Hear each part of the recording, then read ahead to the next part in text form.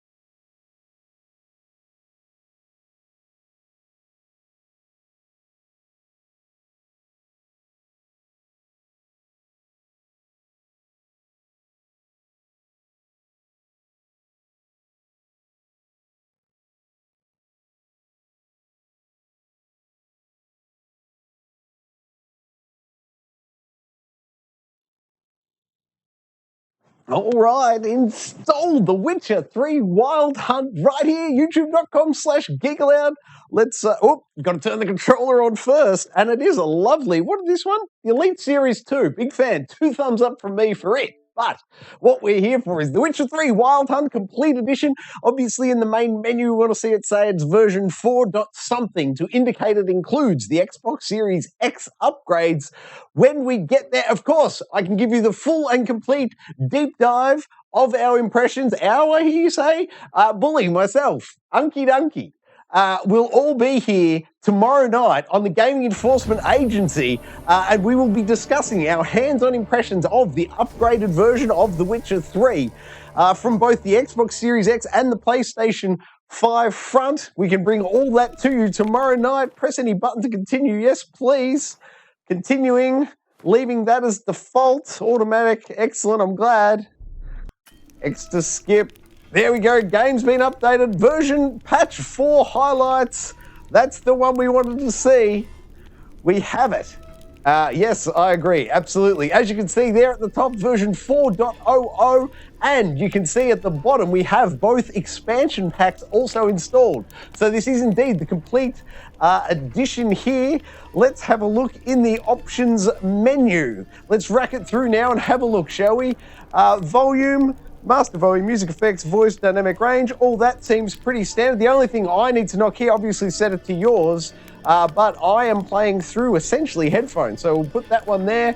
Control settings, the big one to note here, controller only, sprint by pressing left stick. I'm turning that off in the hope that it makes an auto sprint. We'll see what happens. Vibration on, yes please. And alternative quicks off, they're fine. Controller scheme, button map if you're so inclined. Gameplay, on-screen tutorials on. Automatic finishes, yes please. I'll make it easy. Manual sword drawing and sheathing, I'll leave it off. But if you're an old school fan, you probably want to turn that one on. Colorblind, if you're interested, fisheye effect, turn it on. You know you want that good stuff, bully. Movement response, I recommend alternative. It's much better, in my opinion. Quick sign casting, standard casting, or quick casting. I'll leave it at standard. I'm not actually sure what the difference is. I don't recall it. Rotation combat, that's fine. Now, to each his own here, but I prefer the slightly further back view. So I don't go close, I go default. It's a little bit further back, gives me better situational awareness. I recommend it, but of course, you do you. Automatic camera centering on, autosave intervals, take it all the way down. I think it was 3 minutes on the PlayStation. It's also 3 minutes on the Xbox. Enemy upscaling, leave that off. Yep, I'm happy for my player data to go back to CD Projekt Red so they can see exactly where I get stuck, where I bounce off, that sort of thing. Now, alternate appearances. If they had them here side by side, if I could do an A-B comparison, I would do just that, but I'm not sure what they look like, so I'll leave those as is. Display, HUD configuration. All right, let's go through it, shall we? HUD size, I make it large. It works best for me.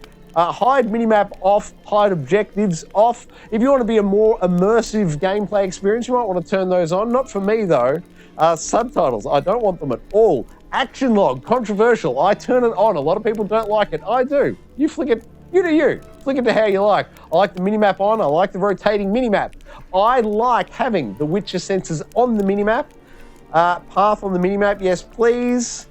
Yep, on. NPC chatter, on. Active quests, on. Display medallion and stats bar, on. Display current buffs, on. Basically, I like all of this being on. Controller hints on, damage items on, additional equipment on. Location and date display during cutscenes. I absolutely love that. It gives it a real cinematic feel. Boss health bar on, enemy health bar on. I love it. Critical hit and effect text, excuse me. I also turn that on. I like it. Boat durability. Now, I turned this off in the PS5 one, but it occurs to me it's just the indicator visually that it's happened. It's not the actual thing, so we'll leave it on. Back. Rescale HUD, I'll leave it at default. Take the time, set it up for you. As with the gamma, don't go off my settings. I've got 2 great whopping big studio lights in my eyes, so don't use my settings. Set it up for you though, well worth it. Graphics, now, here's the thing. Performance mode, this is what I recommend doing, 60 frames a second, the all-important. You could do ray tracing mode, but it's 30 frames a second, so hard pass from me. Leave it on performance. I recommend motion blur off, I recommend standard blur off, but I like to leave the camera lens effect on as we pan past the sun or any light source with a lens flare effect. I think it's nice, I add it. And that's it for the display options. Now, in language, my favorite, turn the subtitles off. I've no desire to see them. Thank you. Installed. Now, you'll see this is every bit of the all the bonus game add-ons, everything, and I believe, was it just at the top? Yeah, both expansion packs at the top there. So that's the full shebang. Everything The Witcher 3 Wild Hunt has to offer is installed. We could look at the credits, but that's not what we're here for. Now, let's bounce on out, pull up the particulars and wrap up this install. Note on the main menu just there, it said it was version 4.0.0. However, if we go in here and get the full version, you'll see it is in fact version 4.0.0.1. Update your main menu, CD Projekt Red. Also, it's I can tell you the full complete install size is 53.7 gigabytes. That's it for another complete and successful install right here, youtube.com/Geek Aloud. This is your official invitation to come on back tomorrow night for the Gaming Enforcement Agency, our weekly video gaming podcast, and tomorrow night's Judgment Night. Judgment Day, I should say. We are doing Game of the Year. We're doing, gosh, phone, now is not the time. Go away. We're doing Game of the Year. We're doing Indie Game of the Year. We're doing Best Looking Game. We're doing Best Soundtrack. This is your official invitation. Come on by, check it out. Also, you can jump over to the youtube.com/Geek Aloud community tab and vote for each of those categories for yours. Unlike the Game Awards, we're going to keep all votes. We're not throwing the ones we disagree with away. Every vote counts. So jump on into the community tab, make sure you vote, and come back and watch tomorrow night on the Gaming Enforcement Agency, where your vote counts. That's right. So, what else can you do with the channel? Like it, subscribe it, you'll never miss it. Oh, that was luck. Hey, that's something.